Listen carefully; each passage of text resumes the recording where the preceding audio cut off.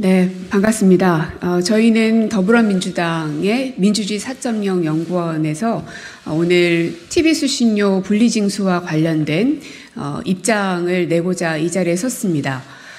TV 수신료 분리징수가 아니라 분리고지입니다. 국민들은 반드시 수신료를 내야 함에도 불구하고 정부는 정확한 정보를 전달하지도 않은 채로 그리고 국민들이 반대 의견을 많이 내고 있음에도 불구하고 그저 내 멋대로 하겠다는 방식처럼 밀어붙여지고 있습니다. 그래서 저희 민주주의 4.0에서 의견을 취합을 해서 여러분께 말씀드리도록 하겠습니다. 먼저 민주주의 4.0의 이사장이신 전해철 의원님 모셨습니다. 그리고 도종환 의원님 모셨습니다. 네. 그리고 정태호 의원님 모셨습니다. 그러면 성명서 낭독이 있겠습니다. 이제 준비된 성명서를 낭독하도록 하겠습니다. 윤석열 정권의 전방위적인 언론장악 시도 프로젝트가 멈추지 않고 있습니다. 대통령실이 KBS 수신료 분리징수를 위한 법령 개정을 공고한 지 고작 3주 만에 방송통신위원회는 명령을 수행하듯 시행령 개정 절차를 졸속으로 밀어붙이고 있습니다. 위원장 공석에 야당 추천위원을 의도적으로 임명하지 않아 제적이 3인에 불과한 반쪽 방통위는 여론조작의 가능성이 지적된 대통령실의 온라인 투표 결과를 명분 삼아 시행령 개정 절차에 착수했습니다. 게다가 공영방송의 공적 기능을 흔들 수 있는 핵심 정책의 입법 예고기간을 전례 없이 10일로 단축 시행해 행정절차법을 무시했다는 법적 절차적 문제도 제기되고 있습니다. 뿐만 아니라 입법 예고기간에 접수된 4,746건의 의견 가운데 분리징수 반대가 89.2%였음에도 불구하고 이 의견은 일반 국민의 의견이 아니라며 폄훼하고 있습니다. 공영방송 재원인 TV 수신료는 시청의 대가가 아닌 공동의 이익에 부합되는 특별부담금입니다.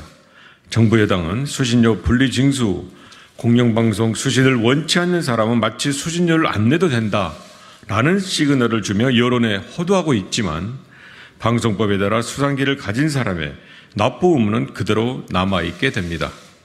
즉 대통령실이 추진하고 있는 것은 수신료 분리징수가 아니라 수신료 분리고지입니다. 시행령 시행 즉시 초래될 사회적 혼란 체납에 따른 다수 국민의 범법자 전락은 또한 불보듯 뻔합니다. 납부 회피 발생에 따른 선의의 납부자 권리 침해 문제, 체납 처분에 대한 사회적 비용 등 예측 가능한 문제에 대해 정부는 어떠한 대책도 내놓지 않고 있습니다. 수신료 일부를 재원으로 쓰고 있는 EBS는 직격탄을 맞게 되어 비상경영체제에 돌입해야 할 지경입니다. 무책임하게 잘못된 정책을 밀어붙이고 어떠한 대책도 마련하고 있지 않는 무능력한 모습이 지금 윤석열 정부입니다. 윤석열 정부가 민주적 절차와 법치주의를 파괴하는 행위를 자행하면서까지 방송법 시행령 개정을 밀어붙이는 의도가 무엇입니까? 윤석열 정권은 출범 이후 바이든 날리면 참사에 따른 MBC 기자 전용기 탑승 배제, TBS 지원조례 폐지, YTN 민영화 추진 등 유례가 없을 정도로 비판적 언론에 재갈을 물리는 일에 열중해왔습니다. 수신료 분리 고지를 통한 KBS 압박은 윤석열 정권이 공영방송을 장악해 땡년 뉴스를 만들기 위한 신호탄입니다. 윤 대통령이 낮은 국정수행 지지율을 언론 탓으로 돌리고 언론 장악에 몰두하는 사이 대한민국의 민주주의는 퇴행하고 있습니다. 대한민국의 언론 자유 지수는 올해 47위로 1년 사이에 4단계나 떨어졌습니다. 윤석열 정부에 강력히 요청합니다. 첫째, 수신료 분리징수는 수신료 폐지가 아님을 명확히 하고 방송법 시행령 졸속 개정을 지금 당장 중단하라.